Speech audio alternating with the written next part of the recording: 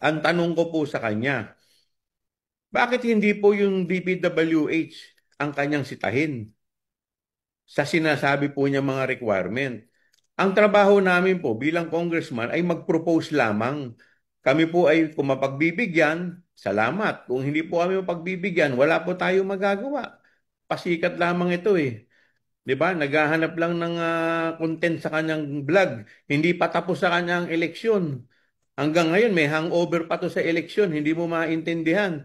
Alam po ninyo, this is not about Isko Moreno or Joel Chua. This is about the City of Manila and the people of City of Manila. Dapat po kami, ang local government at ang national government ay nagtutulungan para nag-iisip po ng mga makabuluhang proyekto. Eh wala po siyang ginawa kung hindi gibain lang gibain yung mga ginagawa po namin. Mga programa naman, ang makikinabang naman mga taong bayan. Kagaya po nung giniba niyang barangay hall. Ako po'y matagal na nananahimik. Pero alam po ninyo, umikot po kayo sa Maynila. 90% ng barangay hall nasa kalye. O ngayon, kung sinasabi po niya na ito po ay illegal, di dapat lahat po yan, gibain niya. Hindi yung pinipili lang niya yun sa akin at saka kay Congressman Valeriano. Pumunta po kayo sa Abad Santos, meron po diyang police station na nasa kalye rin. E di dapat gibain din po niya yun kung talagang seryoso siya.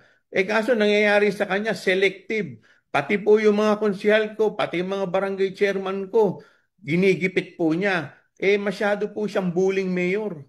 Ito, kung hindi to politika, bakit pinipili lang niya yung gigibain niya at piniperwisyo niya? Bakit puro mga kalaban lang niya ang ginigiba niya? Kami po, nanalo po kami. Pag ikaw po ay nanalo, ako po kasi naniniwala na ako po ay representante, hindi lang ng mga bumoto sa akin. Representante po ako ng lahat ng mga tao sa 3rd District ng lungsod ng Maynila. Kaya dapat po lahat yung pinagsisilbihan ko.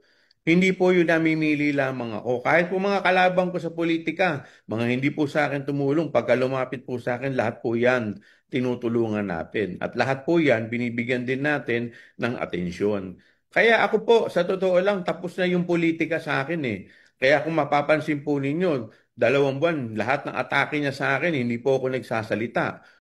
Nung nagsona po, ako pa po mismo ang lumapit sa kanya para batiin ko po siya.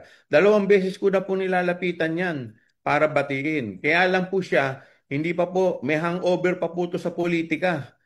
Kaya po hanggang ngayon kinokopya pa niya yung dating Pangulo, pamura-mura pa. O ngayon, ito po tanong ko. Kung kami po kaya ay magkakampi, ganyan din po kaya ang gagawin niya?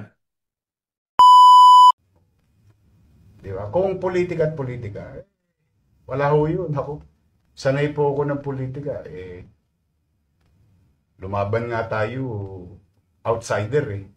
Alam naman ng taong bayan. Hindi niyo pwedeng pasinungalingan ng taong bayan. Wala na po kayo mabobola ngayon. Mga iyakin.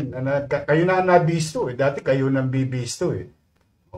Kayo yung kaul ng kaul. Ngayon kayo nabisto, umiiyak kayo na binubuli kayo. Hindi kayo binubuli. Ayaw nyo lang mabisto. Tapos ngayon, pag nabisto, tuturo mo DPWH. Kawawan DPWH. Ako nanonood ako nung Senate hearing. Ewan ko ano kaya reaksyon ng taong bayan sa Senate hearing. Unti-unti na nabibisto yung yung mga congressman. Mga naging contractor. Anong bagong word nila? Contractor. Contractor. Tama po. Contractor. Malay mo, meron niya sa Maynila. Kasi, yung nahuli ko kahapon ay isa sa listahan ng kontraktor na pirepresenta ni Presidente ay kontraktor ng 3rd District ng Manila sa flood control din sa buong bansa. Yap. Mukhang ayaw nilang malaman ng tao yun.